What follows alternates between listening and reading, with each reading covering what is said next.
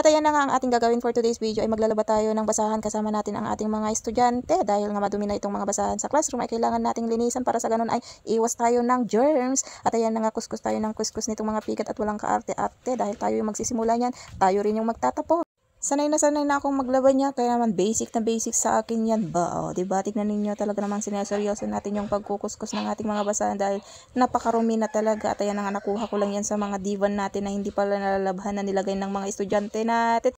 At pagkakita ko nga itong mga basahan na to ay talaga namang lalabhan ko na agad para sa ganun ay magagamit pa namin to kaysa naman itapon. Diba? Pwede namang labhan yan. At kasama ko pala dito yung ating estudyante na si Gabriel para sa ganun mas mapabilis yung ating gagawin. Siya yung magsasampay at ako naman yung magkukuskus ng ating mga basahan.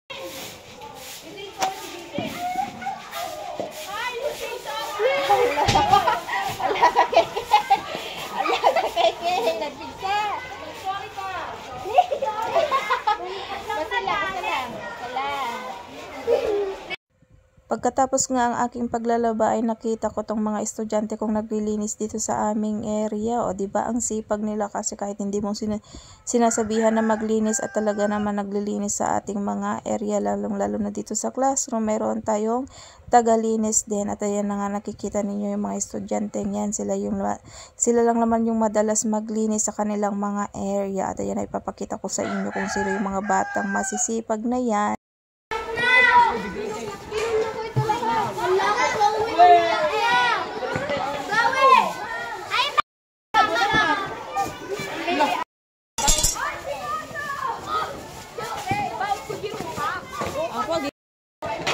Mamawag daw ni.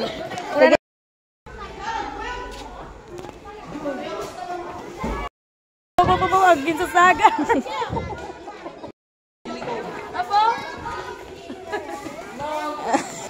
Sila na naman yung nagatnang kong naglilinis for today's video. Kaya naman dito na nagtatapos yung ating vlog. Bye-bye!